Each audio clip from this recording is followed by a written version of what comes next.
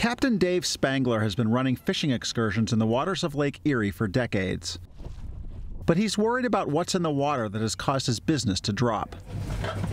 If you look at that beach out there, there's absolutely nobody down there because there's signs up that says do not go in the water. The problem is algae. The tiny plants and bacteria have been multiplying out of control, leading to huge toxic blooms that are sickening people, killing animals, and taking a heavy economic toll. This is probably close to the most I've ever seen, if not the most. University of Toledo ecology professor Thomas BRIDGEMAN collects samples of the pungent blobs fouling Lake Erie. There's very few places now that are not being impacted by harmful algal blooms. A leading cause of the algae blooms is a flood of the chemical fertilizers and livestock manure running off into lakes and streams. An Associated Press investigation finds officials rely largely on voluntary farmer cooperation to stem this flow. Government funding enabled Ohio farmer Jerry Whipple to add grassy buffers, so-called filter strips, between his crops and creeks that flow toward Lake Erie. Soil is a living, breathing entity that we have.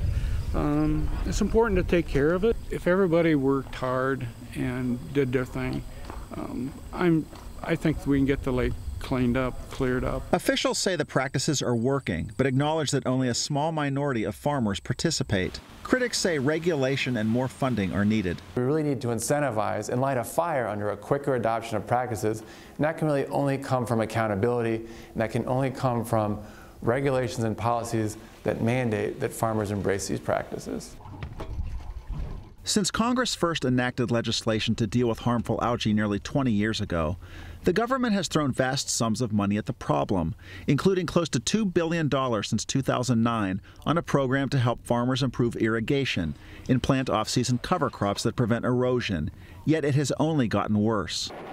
Florida's governor declared a state of emergency and closed beaches last year after a massive algae bloom spread from Lake Okeechobee.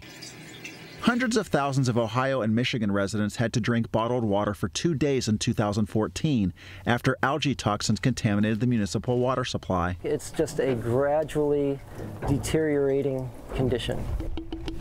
It's something that I worry about people getting used to.